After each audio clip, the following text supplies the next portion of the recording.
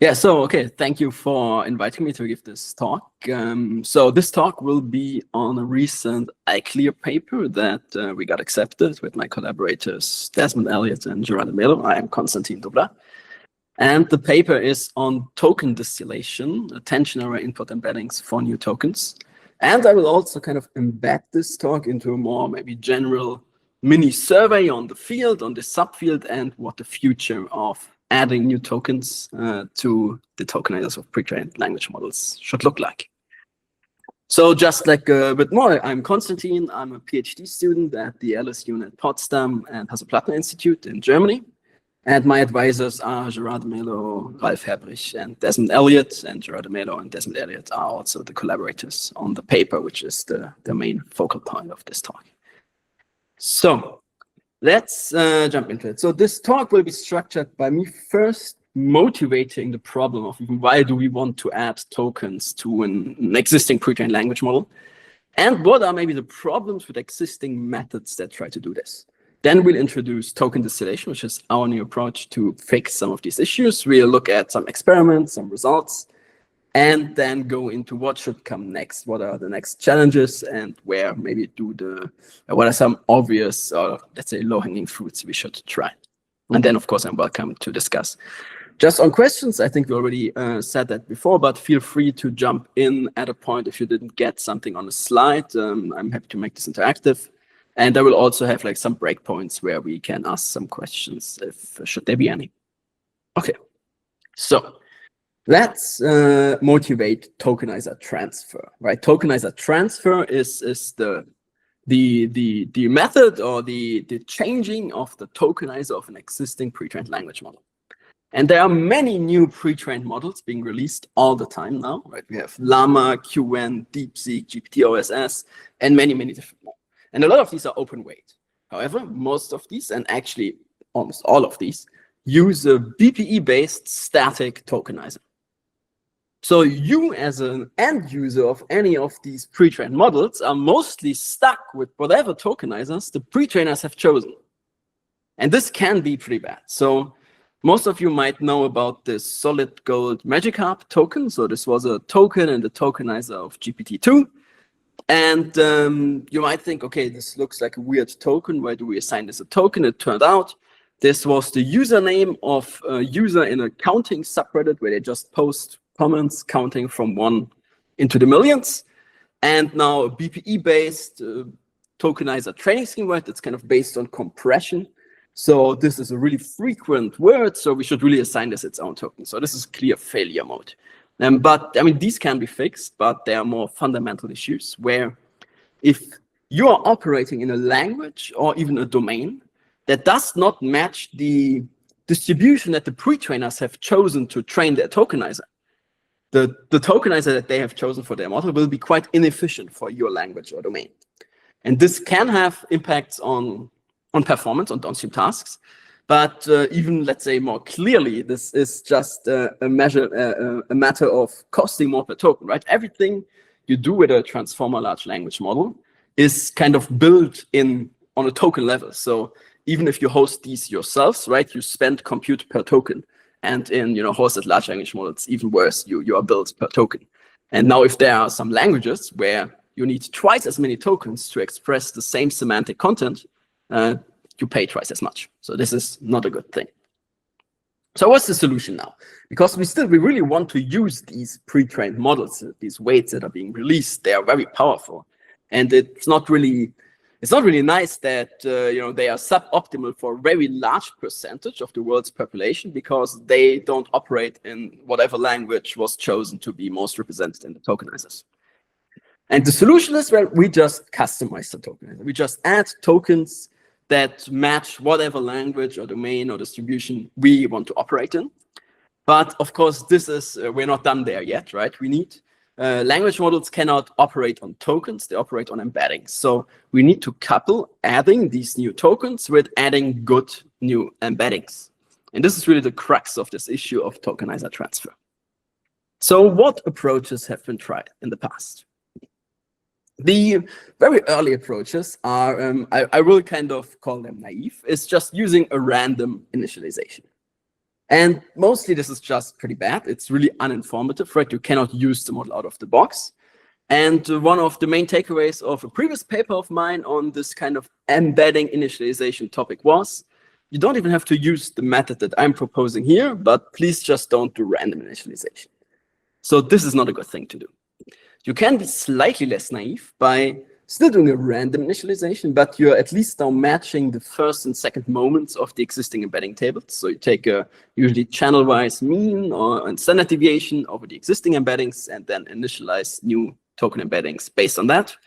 That's slightly less naive, has some nicer properties in terms of training dynamics, but it's still not good, right? You still have to train the embeddings and the model to actually use these. So can we actually do better than this, than just doing this uninformative random initialization? And it turns out, yes, we can. So let's actually consider it. Let's say we want to add a new token that's called, or like the token for the new word energizable.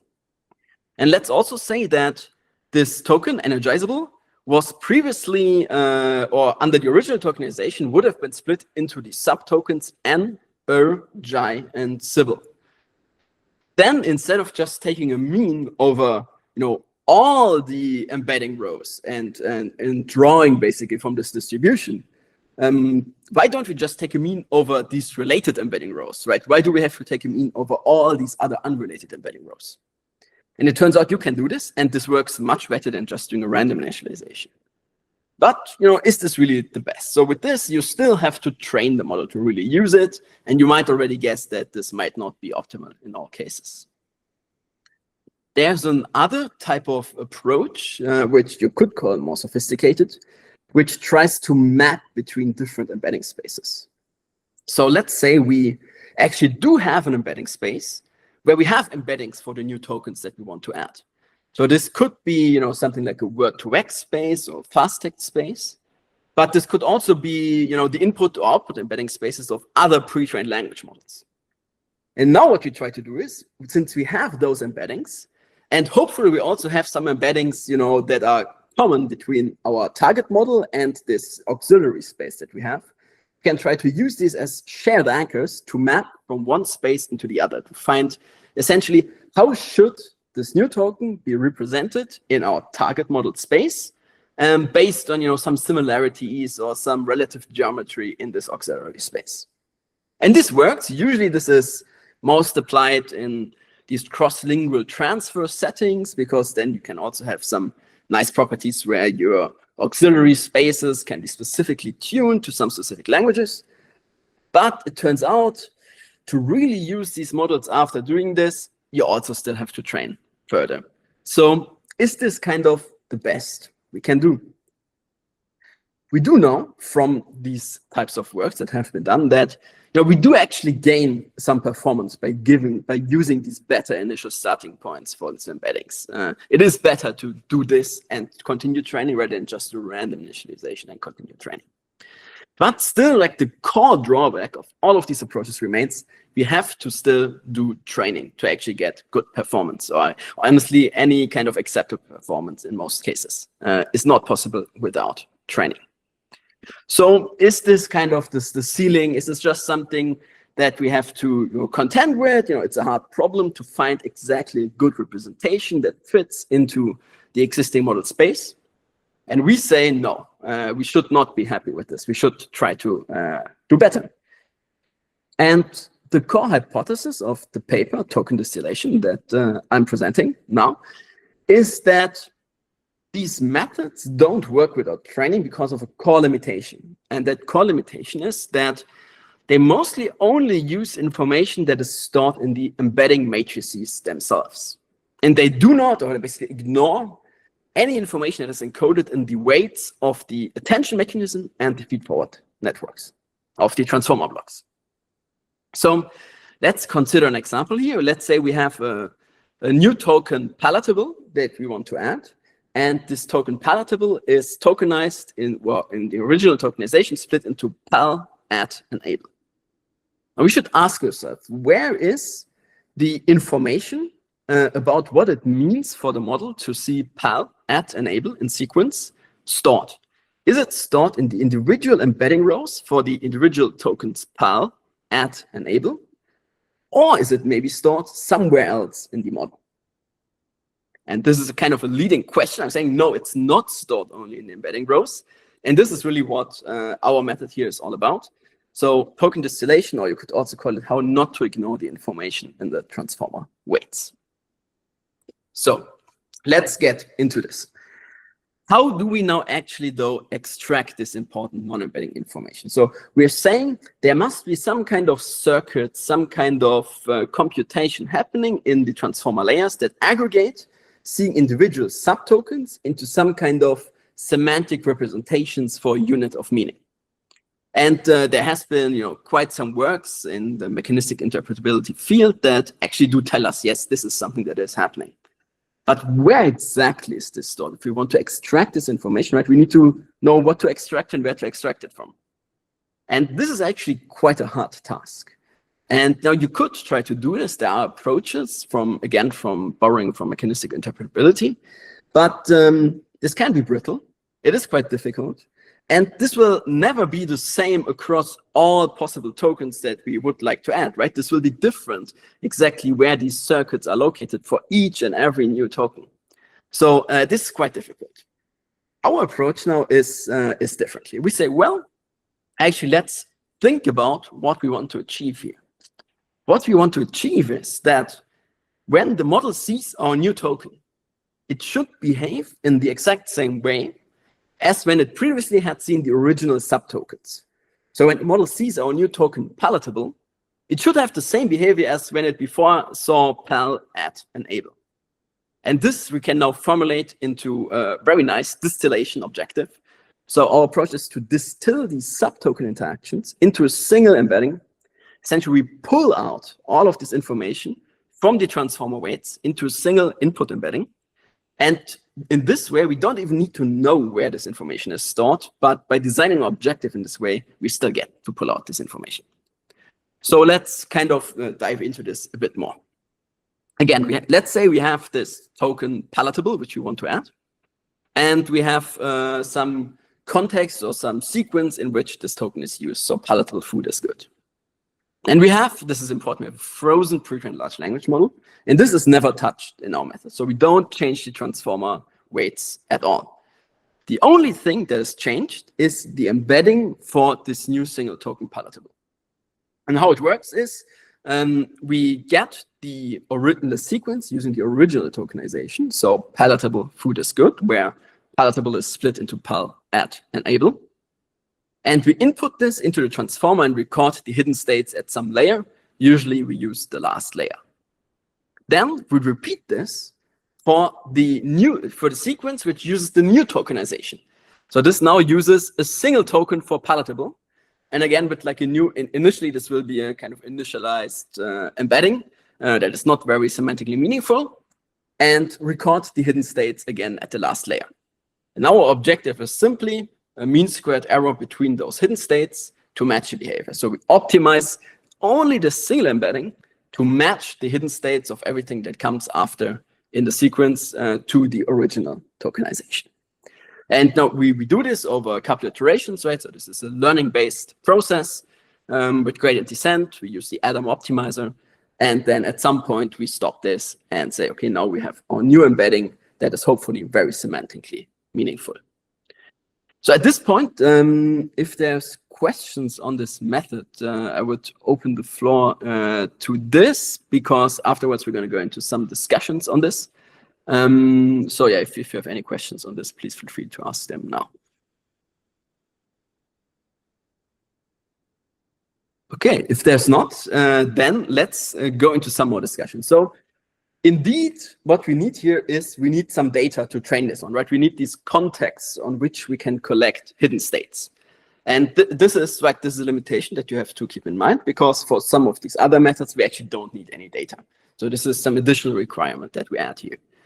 But actually, it turns out this is not really that big of a problem. So you can actually just retrieve these contexts very efficiently from a very large corpus using the Hasso algorithm, and there's fast Rust-based implementations, so that we basically just have, for each new token, we can say how many samples we want that contain that token and just run this algorithm.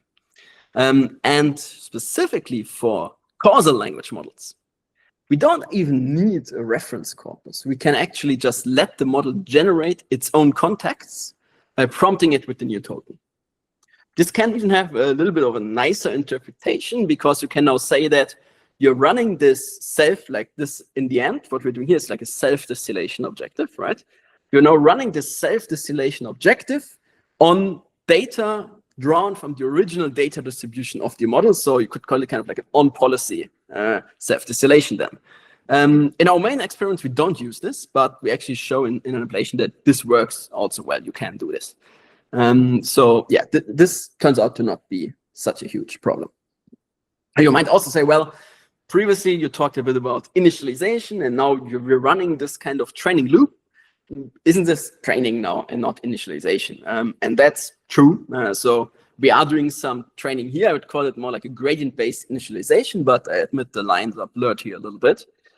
In the end, though, it is just the case that we have very harsh constraints on the computational budget here. So this token distillation works quite well, even if we use only very little computational budget for it. So we can initialize 2,500 new tokens in under 10 minutes.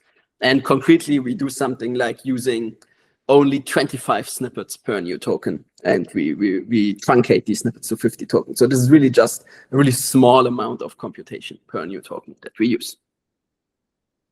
All right. I'd like to spotlight some more other recent works that try to operate or that attack the problem of getting embeddings for new tokens from a similar, at least I think, semantic direction. So recently, there has been this line of work that tries to train hypernetworks to predict embeddings for new tokens.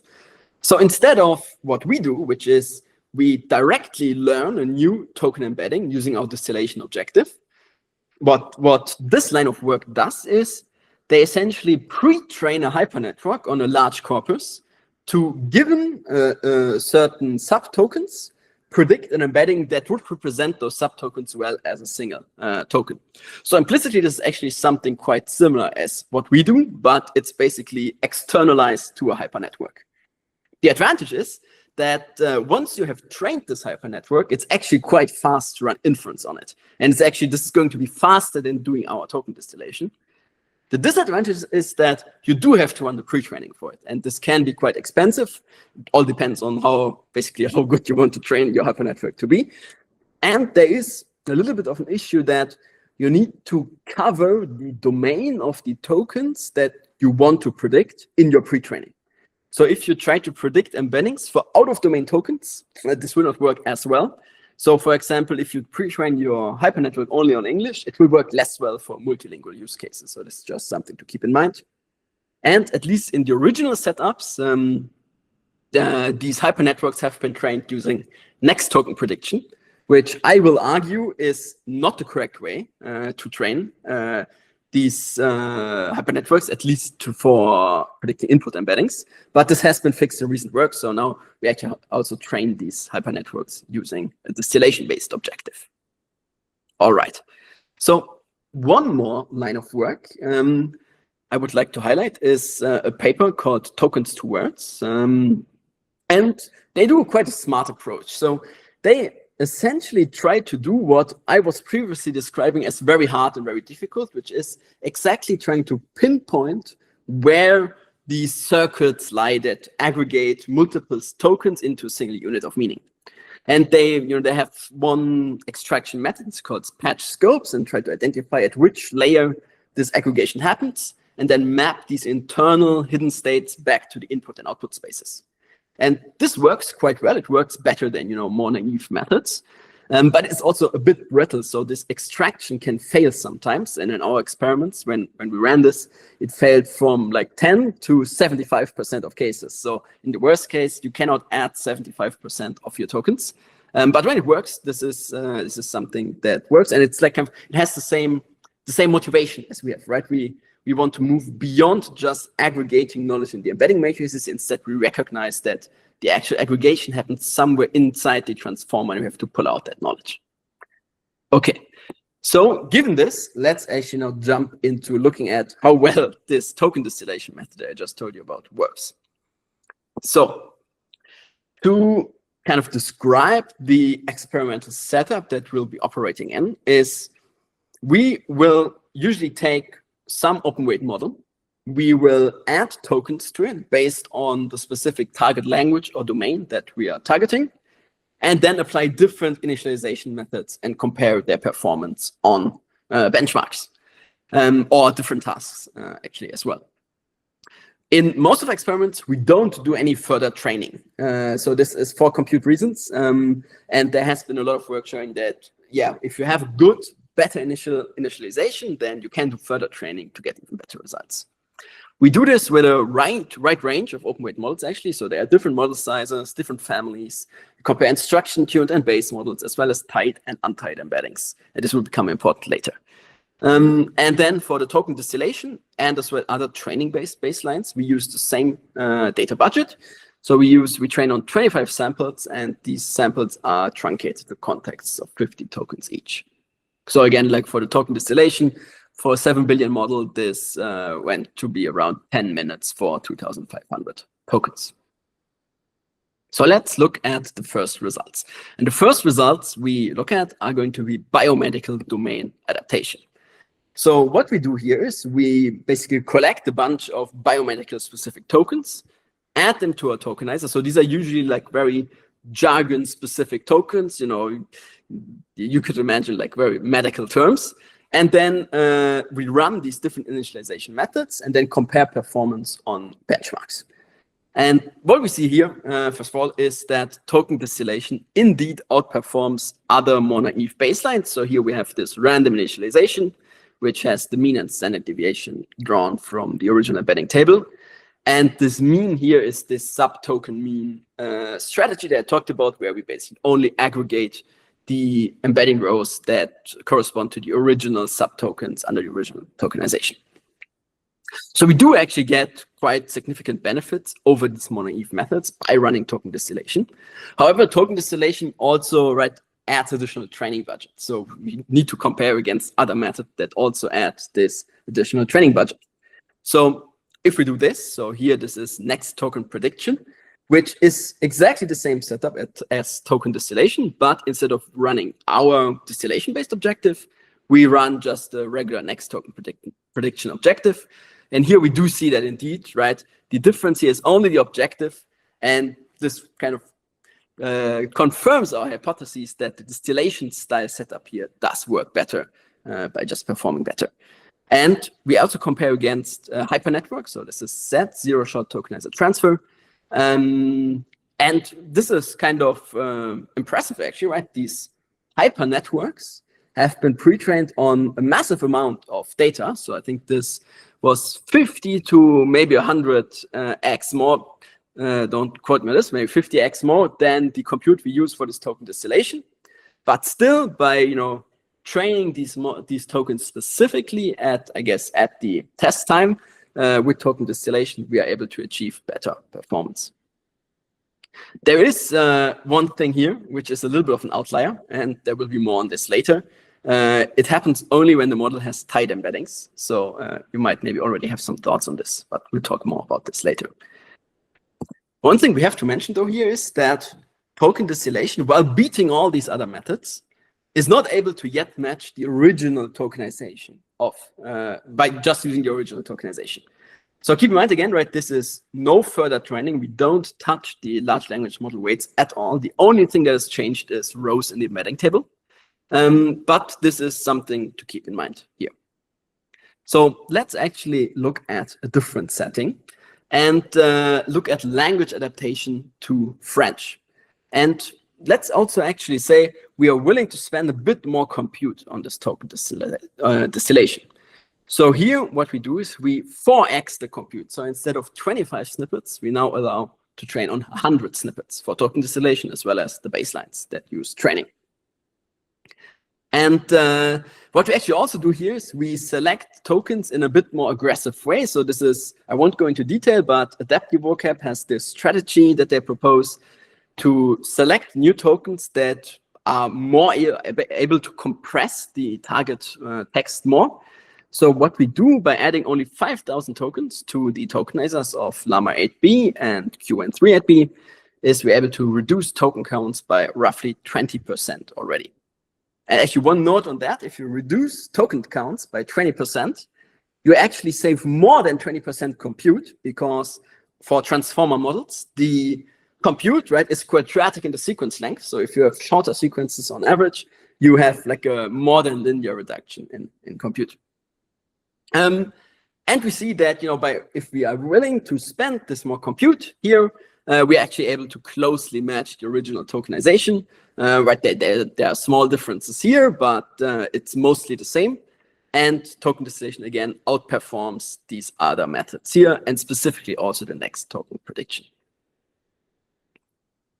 Now, we can go even more aggressive. So let's take a more extreme case where we still do language adaptation. We still have our additional compute budget. But let's take Mistral 7b and adapt it to Arabic. And this is not a random choice. So we specifically choose this because Mistral 7b's tokenizer does not represent Arabic well at all. So this is actually like a almost character level tokenization for Arabic, and even worse, some Arabic characters are even split into multiple bytes. So Mistral 7b's tokenizer is not well suited for Arabic at all, but the model has been trained on Arabic. So it is able to perform well on benchmarks, is able to generate Arabic text. And here we can, by actually only adding 1,000 tokens, reduce token counts by 36%. There's only 1,000 tokens, reduce the token counts on Arabic text by 36%. However, and this is just to show you that we will not be able to always match the original performance as in the French text, in the French experiments I just showed you before. Here, token distillation, while it outperforms all of the other methods that we test here by quite a large margin, we do not yet match the original tokenization. But what we can then show is, okay, let's actually then allow ourselves to modify the transformer weights a little bit. So here we do a light training phase. And this is, again, a strategy adapted from this adaptive vocab paper, where you train only the embedding tables and the first and last layer only. And I think we do this here for 250 million tokens. So it's not really that much at all. And with this, we're then now able to actually match the original tokenization, while still getting the benefits of now massively reduced token counts. The original tokenization here is not really able to take advantage of this additional training, probably because the tokenization is just so bad, it's like almost byte character level, that this will lead to some interference during training. Okay, so we've seen now with additional compute, or in some, let's say, worst cases, additional budget, additional training, we are now actually able to match original tokenization using token distillation while massively reducing token counts. Why does token distillation work better than next token prediction?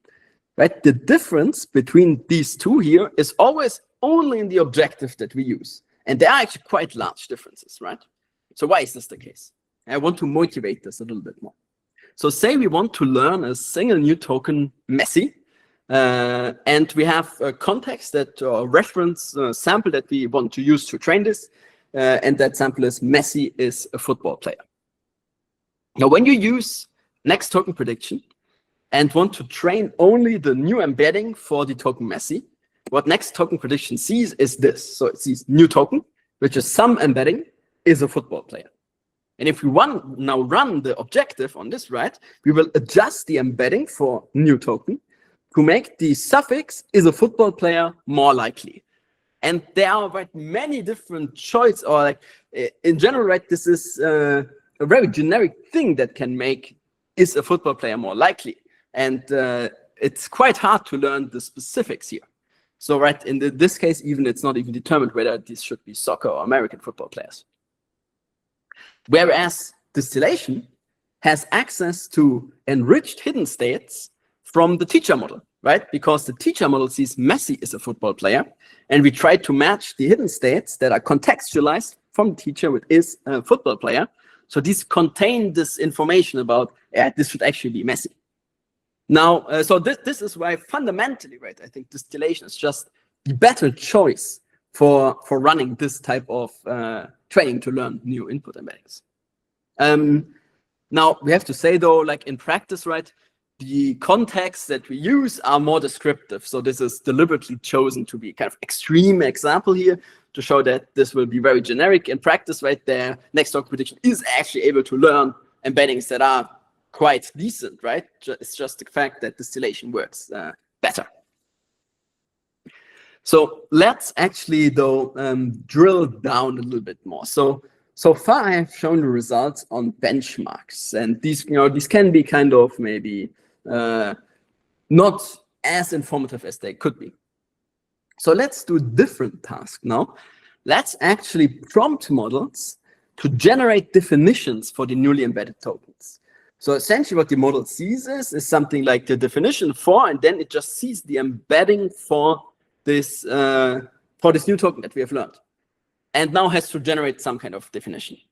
And then what we do here in the setting is we do LLM as a judge evaluation and judge the similarity of the generated definition with the definition generated under the original tokenization. And we also run this with some kind of, judging whether the definition is correct, and the results are mostly the same. Here, I'm only showing the results for similarity. And what we see is that, especially, right, the random initialization is, as expected, not performing well at all. But also, like, the subtoken mean here, right, is at most in 25% of the cases somewhat similar to the original tokenization.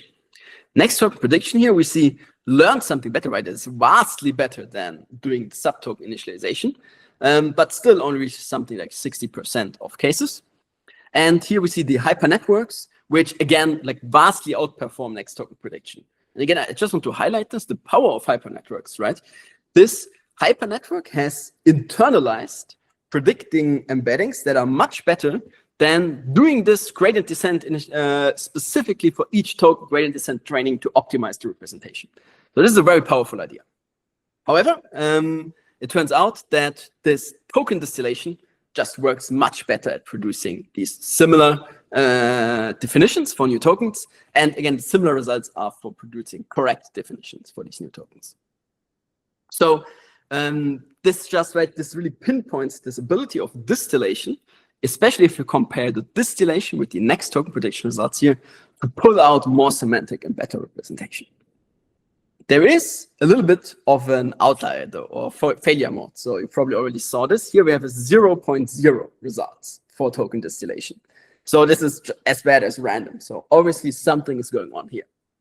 And it turns out this is the failure mode for the Llama 3.23 billion, because it has tight embeddings. And in token distillation, we don't impose any kind of limit on the norm of embeddings. So now if we learn an embedding with a very high norm, but this embedding is also used in the output embedding matrix, then this will just lead to always predicting that token and just completely messes up generation. So this is a failure mode when we have tight embeddings. But it turns out we can actually fix this. So we can actually mix token distillation with next token prediction.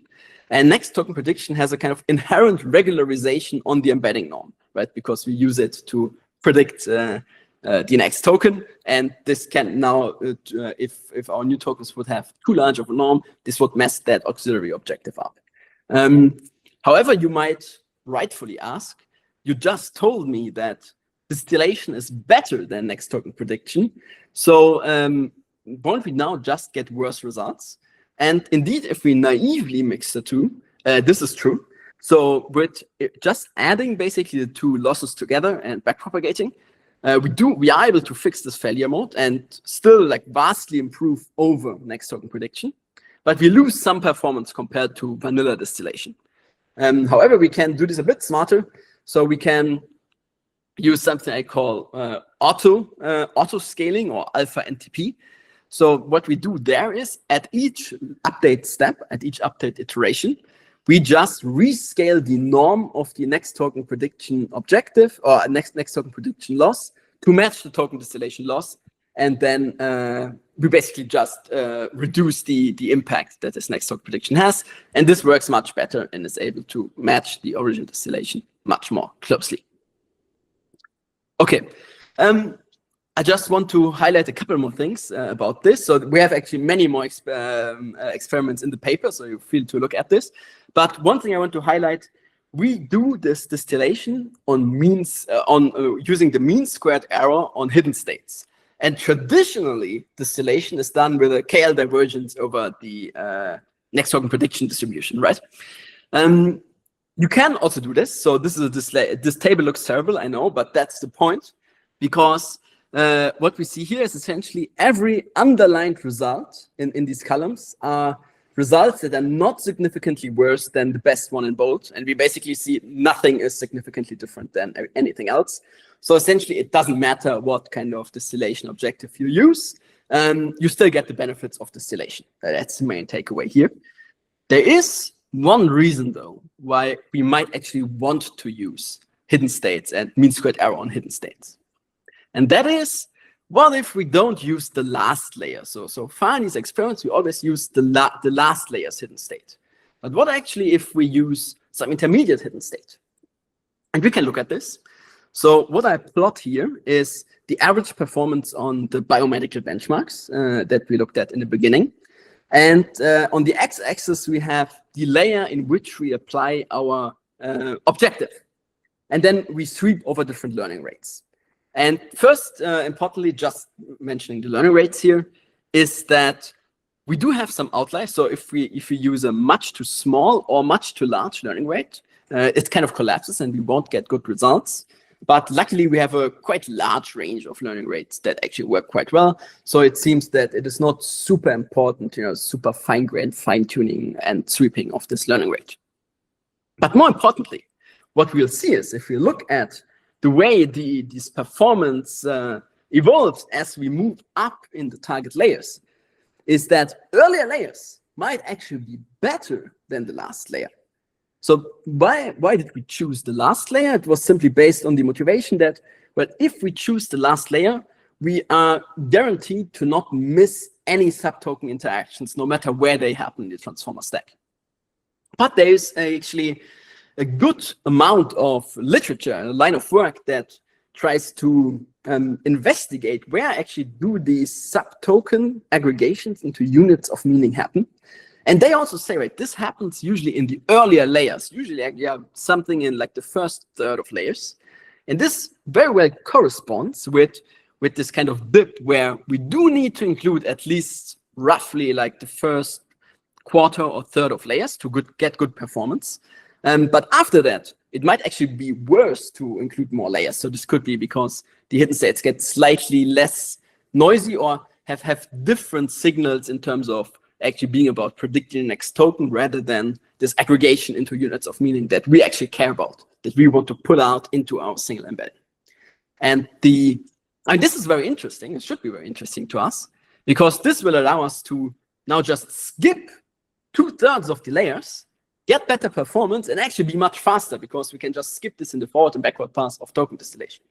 So when I said before that, we need 10 minutes to initialize 2,500 new tokens, we could actually do this in 3 minutes if we choose different layer. And we've looked at this for a couple other models as well, and the trends here are quite similar. It's not always the case that you get actually worse as you go into later layers, but there's always this point where somewhere in the early third of the layers, you actually are able to capture most of the performance. So this is a really nice finding. It aligns with this previous work from mechanistic interpretability, where we look at, okay, where do these subtoken interactions actually get aggregated? All right. So let me talk a bit more about the limitations of this method, because it works quite well, but there are limitations. So the biggest limitation by far is that this distillation will only work for input embeddings. But we cannot backpropagate somehow up into the next token prediction for the output embeddings. This distillation is defined at a layer where it only makes sense for input embeddings. So the good thing is, right, we can combine this with any other method that we would like to initialize output embeddings. But specifically, this token distillation only works for input embeddings. We also are a bit, we do get some bias from our chosen reference corpus that we use. So this can actually be good or bad. Like, it can be good if we specifically want to tailor our model to inherit more of the meaning of a specific reference corpus, or if you just want to just straight up adapt it to a single new language, this can be good. But this is something to keep in mind. So for example, you would have something like a tender offer, which is a specific type of offer in finance. But tender, of course, in that context means something completely different than tender in normal English language. So this is something definitely to keep in mind. It's not completely unique to this method, right? For all other methods that have to do additional training, you kind of have the same issue here. It is a bit more expensive than just taking a mean. So you have this additional training step. So this is just something, right, that you have to know. And in our experiments, this is why in our experiments we always also use some kind of other training-based baselines that have the same budget. We do have a learning rate, although we have seen that it does not seem to be super crucial to sweep this learning rate harshly. So usually we find like you can just use something like 1e minus 4, and that's fine for most models that we have tested. But if you get like a super big failure mode, it might just be that you have to adapt the learning rate a little bit. Another thing is that this token distillation will not work well, or will actually not work, if your original model has not, or is not able to process the token that you want to add in any meaningful fashion. So let's say you have a model that has never been trained on Arabic. Now you want to learn some new Arabic token and input some kind of Arabic context. This will not work. Like, you will not get a good learning signal. Nowadays, though, it is debatable specifically in the context of language adaptation, whether they are actually truly unseen languages, since we just all train on this massive web script corpus. But yeah, the better your model is at processing the new tokens that you want to add, the better this will work. And it also does not work that well for, I call them ultra polysemantic tokens. So these are tokens that have many, many different meanings in different contexts.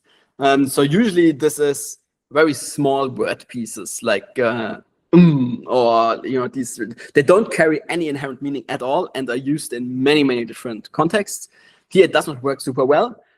I think it could work well if you just cover enough of the distribution. So this kind of goes back to this point here on the bias from the reference corpus. But for our purpose, we don't really want to have to cover like a huge corpus of thousands of different meanings. This is not what this method is designed for. Okay, so this is wrapping up kind of this token distillation. We have identified some key weaknesses of existing methods, which is not really considering what actually happens with subtokens inside a transformer and how they actually get aggregated into units of meaning or like semantic representations of whole words that are then actually used by the model. And we have proposed this fix using a distillation-based loss to pull out this information into a single embedding. What comes next? What lessons from this can we learn to now improve future methods to actually finally unshackle pre-trained language models from their tokenizer? I think one thing that we definitely should do is just squeeze more juice out of the current approaches, essentially. So in my opinion, we now have a lot of the pieces in place, and we have like good understanding why previous methods didn't work well, that if we just find the right combination, the right kind of recipe, we might actually be able to go very far. So in my opinion, like one of the key principles, at least for input embeddings, right, that we have to adhere to is definitely we need to incorporate the information from the transformer layers. This is key. All the good methods that work, right, the hypernetworks, also this token to words approach, they all operate on this principle. Then I think, honestly, with these hypernetworks, we can just push it a bit further. So we might, maybe if we just scale these up a bit more, train them a bit bigger, a bit better data, maybe a little bit of different objectives, we might be able to go very far. And potentially, right, we have seen still the advantages of token distillation over these pre-trained hypernetworks. And this is probably in part due to the fact that token distillation is just able to adapt this really, I mean, I call it test time, but it's just really able to learn something for the very specific situation that you care about, which is only those tokens, right? And there might be some way where we can combine this, where maybe a hypernetwork also has access to context in which the new tokens are used, or some kind of mechanistic interpretability where we give some auxiliary vectors that these hypernetworks can use. So I think if we kind of push on this a little bit more, we can go quite far. There's also some kind of ideas around, do we really need to retrain a hypernetwork from scratch for every model, or can there be some kind of shared core that we only have to lightly adapt for new models? And something that is not done a lot, that we kind of did implicitly because this token distillation only works for input embeddings, is we should actually differentiate between input and output embeddings. And I'll talk about this soon a bit more, because they might be quite different. But in the end, kind of the goal should be to write an easy and reliable recipe to adapt tokenizers of pre-trained language models, specifically also if people want to do like continued pre-training for domain or language adaptation. Because right now, it's kind of an open question. There are reports where they try it and it doesn't really work, but maybe they don't use the best methods that are available. So we should really strive to kind of package all of this into an easy and reliable recipe to make it work very well. So I'll have like only a couple more notes before I wrap up. So one thing I really want to highlight is something that is a bit overlooked in this literature on trying to get new embeddings for new tokens. And that is that input and output embeddings are actually fundamentally different. They serve completely different roles. So input embeddings are mostly about representation, whereas output embeddings are actually more about prediction. And just one thing that kind of highlights this is here we plot the similarities between embedding spaces of different language models. We don't need to look at all the individual ones. Once for input embeddings and once for output embeddings. And what we see is that output embeddings are much more similar across different models than input embeddings. And on second thought, maybe this should not be too surprising, because output embeddings, right, they are all involved, they're essentially all the last step in predicting the next token. And the distribution of next tokens is, I mean, yeah, these models, they are trained on different corpora, so they're not trained on all the same data sets, but still there are kind of some similar patterns or similar structures in what are next tokens that are similar across all of these different models. So because the last output embeddings are kind of just, they are literally the last matrix multiplication before we actually predict these next tokens, it stands to reason that they might inherit a bit more of this shared structure. Whereas input embeddings are processed by these highly nonlinear transformer blocks, right? They are more, you should think of them like keys, maybe even into the computation of the transformer. So here it is less likely that they are very similar across different models. And now just one thing we might conclude from this, although there are probably more, is that these mapping-based approaches that I was talking about initially are maybe more suited for output embeddings, but maybe less, we should maybe be less hopeful about them for input embeddings. But there are probably other lessons we should draw. Okay, I want to talk a bit more about the other big line of work that tries to tackle tokenization, which is tokenizer-free models. And many approaches have been tried. So tokenizers have been killed, have been tried to be killed many times. Somehow all models still use tokenizers. But it is clear actually that, some properties of these tokenizer-free models, although we should say like all transform models have to use a tokenization step at some point, but they don't use a static tokenizer. Some of these properties are very useful.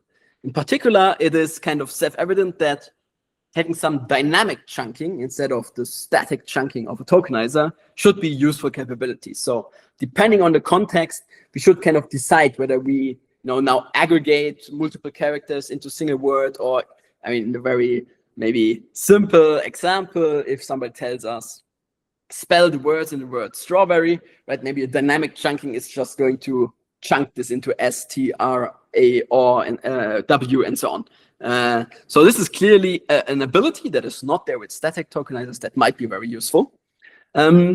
But, end-to-end learning tokenizers, which is what we would do with tokenizer-free models, are still dependent on a pre-training data distribution. So if you train your tokenizer-free model only on English, you still have a problem if, you still have very inefficient tokenization then on out-of-domain texts in maybe different languages. And there might also be some drawbacks, actually, with removing static tokenizers and with like static embedding tables. One thing is you will now have a neural tokenizer, and this is just inherently less interpretable. Actually, also then you'll have a problem. I don't think there's any work on this, but if you now have a neural tokenizer and you then train your model with some continued training, you actually now encounter catastrophic forgetting in your tokenizer. So adapting such a neural tokenizer in a good way is actually a field that we would need to study. And it might be actually interesting to look at how some of these techniques that have been developed for static tokenizers, for adapting them, could be transferred towards adapting a neural tokenizer. But this is something to keep in mind. And the last point is that embedding lookup tables are actually a very nice form of parameters. And I explain this now.